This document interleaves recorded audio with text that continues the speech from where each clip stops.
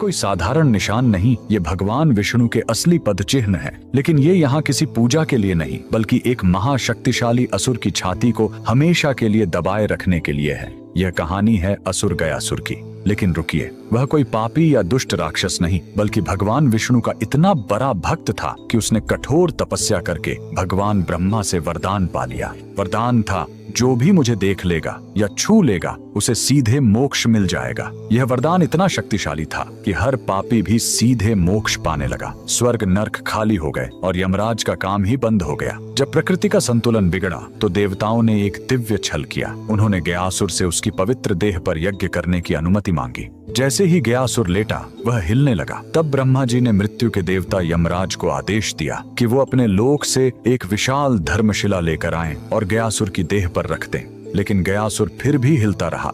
तब उसे स्थिर करने के लिए स्वयं भगवान विष्णु ने उस विशाल धर्मशिला पर अपना दाहिना पैर रख दिया, जो हमेशा के लिए अंकित हो गया। भगवान के स्पर्श से गयासुर खुश था। उसने मृत्यु से पहले भगवान विष्णु से वरदान मांगा, मेरी यह देह दुनिया का सबसे बड़ा तीर्थ बने, और जो यहाँ अपने पितरों का पिंड दान करेगा उन्हें सीधे मोक्ष मिलेगा। और भगवान के आशीर्वाद से गयासुर का वही शरीर आज बिहार का पवित्र गया शहर है। और जिस स्थान पर विष्णु ने पैर रखा था, वहीं पर बना है यह प्रसिद्ध विष्णुपद मंदिर। लेकिन रुकिए, इसी मंदिर के बगल में इस फल्गु नदी में कभी पानी नहीं दिखेगा। क्यों? कहते हैं, जब भगवान राम और लक्ष्मण अपने पिता के पिंड दान की सामग्री लेने गए थे, तब राजा दशरथ की आत्मा स्वयं प्रकट हो गई और उन्होंने माता सीता से ही पिंड दान मांग लिया। तब सीता जी ने फल्गु नदी की रेत से ही पिंड बनाए। उनके हाथों में रेत भी अन्न के पिंड के बराबर हो गए। और फल्गु नदी एक गाय और एक ब्राह्मण को गवाह बनाया। लेकिन जब राम जी लौटे तो उन्हें इस बात पर विश्वास नहीं हुआ